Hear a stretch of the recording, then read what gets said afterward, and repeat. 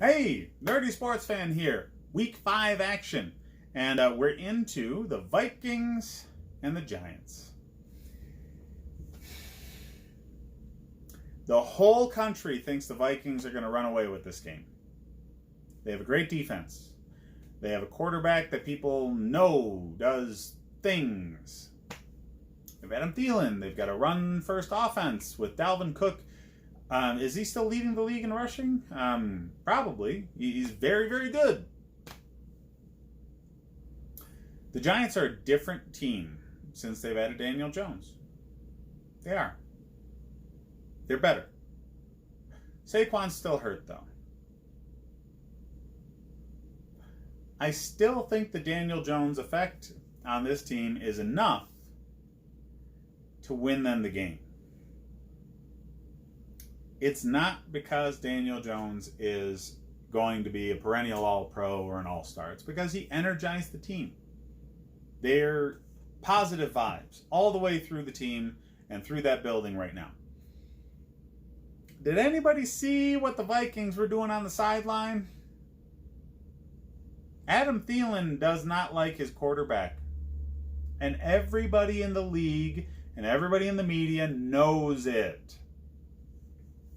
Go check out a video. Seriously. Adam Thielen would rather have, a llama at quarterback at this point over Kirk Cousins. You don't need thumbs to be a better quarterback in this offense than Kirk Cousins. He has all the talent in the world.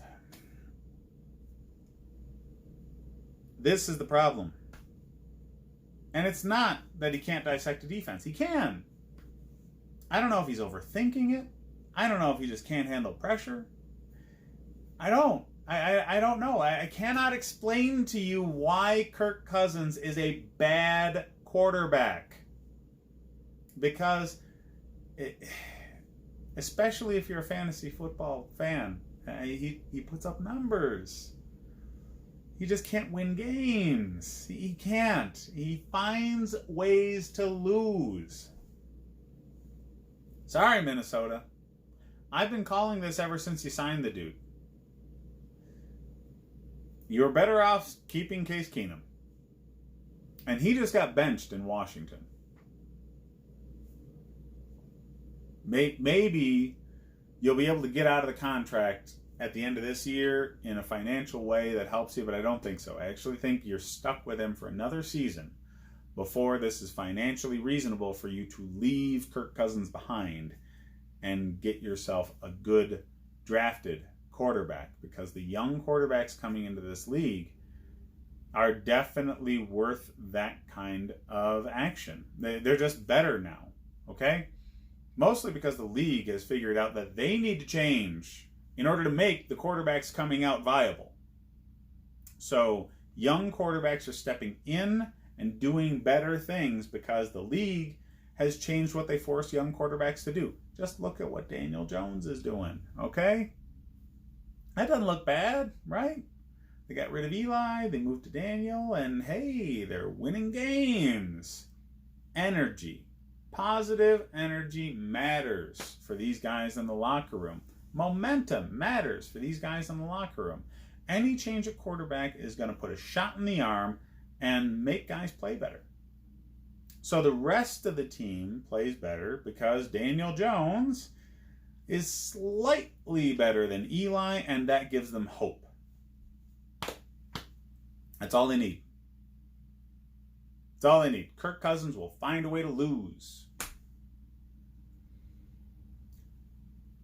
Both defenses are actually worth a start in this game.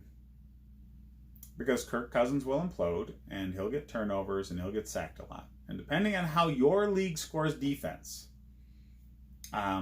sacks and turnovers could outweigh score against. And if that's the case, start the Giants. Because they're going to get sacks and turnovers. Because Kirk Cousins, he can't fight his way out of a wet paper bag. He can't. You ask that guy to turn it on and fight for what he needs to do, he folds like a house of cards. He's just going to fall all over himself. So, trade Kirk Cousins away. Cut him. He ain't worth it the rest of the season. The offense isn't geared towards passing anymore. It's geared towards running.